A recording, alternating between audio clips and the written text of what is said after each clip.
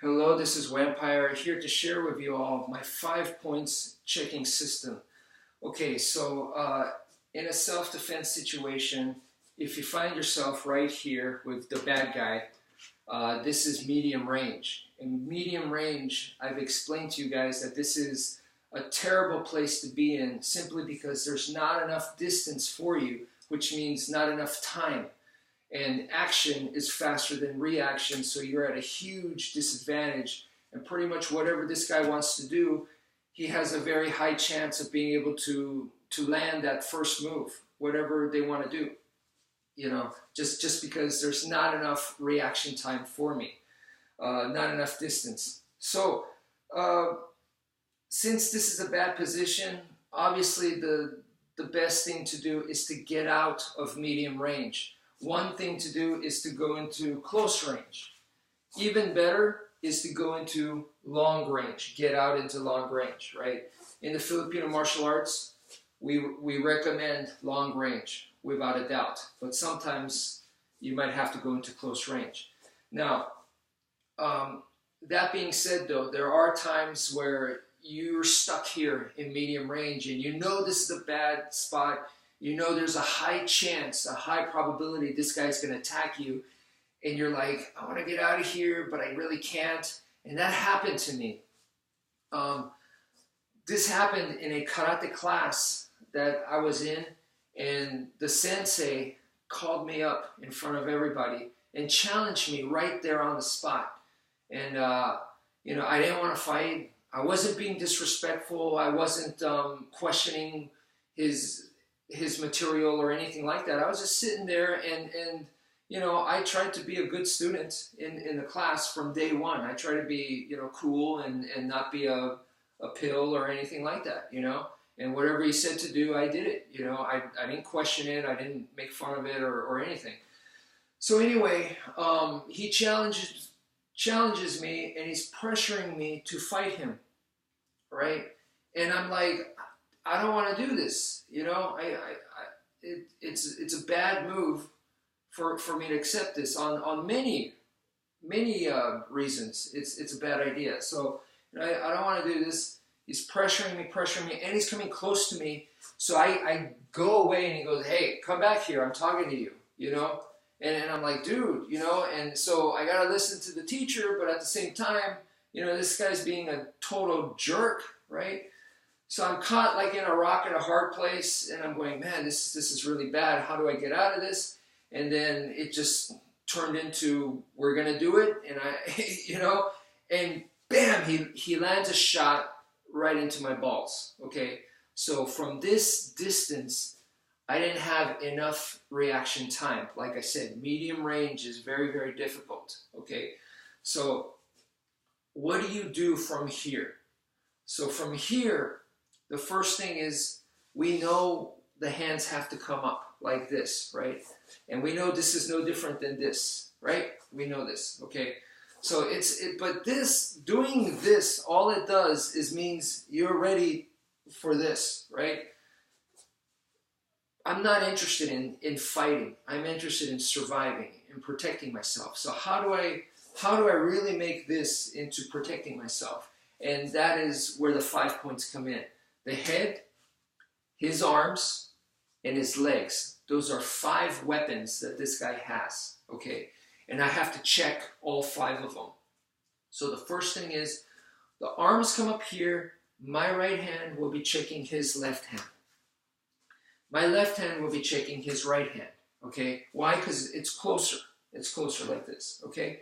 So that's number one. When the hands come up, that's what they're doing. So this hand right now is lower than this one. So then I kind of do the same thing, okay? So this, because I want it as close as possible without actually making contact, right? So I kind of want it close right here. So I'm like, hey, bro, I'm not interested in this. So as I'm doing that, the right hand is taking care of business over here. Left hand is taking care of business over here.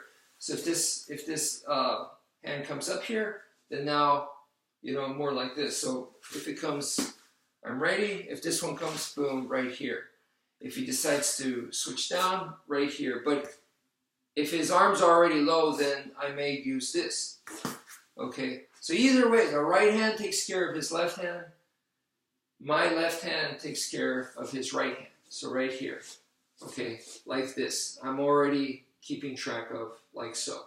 Okay, you see that? I'm like, hey. So it's not just here like this, you know, but pretending to be like, hey, it's not this. It's actually, this is what I'm doing, okay? So the hands are checking. They're actively checking, all right? So it's not a fighting stance. I'm already doing something, okay? So the other thing is headbutt. Even if I'm checking here, if I'm like this, boom, he could just headbutt me, right? So I need to go offline. So that's the first thing. Can he still headbutt me? Yes, for sure. But I need to go offline to make it just a little bit harder for him to headbutt me. And then the next thing is his right leg can hit me in the balls. Whether it's a knee or a quick kick, he can nail me. So as I turn my body like this, my own left leg over here becomes a shield for my balls, okay? So I'm presenting, because my left leg is in front of my balls now by doing this, okay? Now, my balls is still vulnerable to his left leg. It can come around, just like the hand right here. It can come around and hit me, right? So I got this covered with my right hand, but what do I do about the shot to the balls from his left leg? Ideally this, right? To stop it, I bring up the leg. That failed me in the story that I just told you guys about the karate sensei who challenged me. Okay, that failed. So what I did instead was, when he kicked me, it landed, but I rode off the force this way. Okay, so that's the thing. Let the force go through, all right? If you stay here, just take it. It's like, you just take it, right? But if you do this, it's a little bit better. Obviously, this is better, but like I said to you, I wasn't able to do it. If you're able to do this, hey, great. If I can, I'll do that. But in that particular case, this was the best that I could do. So I did this, and then I did this. Okay, so I wrapped up his arms because I didn't want to get punched. So from here, I wrapped up his arms, and I kept moving off to the side right here. Why? Because I don't want to get kneed in the balls. So I did that. Right here, I don't remember if I had overhooks, double overhooks like this, where I was on top of both of his arms.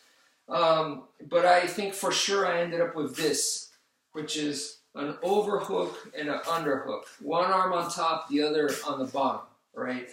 He was a big dude, so it would have been hard for me to maintain this position.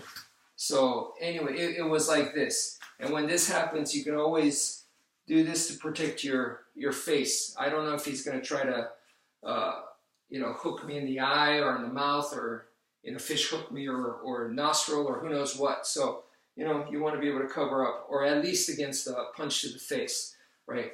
So you just rotate this above and cover up your face, And basically, it's a bear hug with one arm trapped.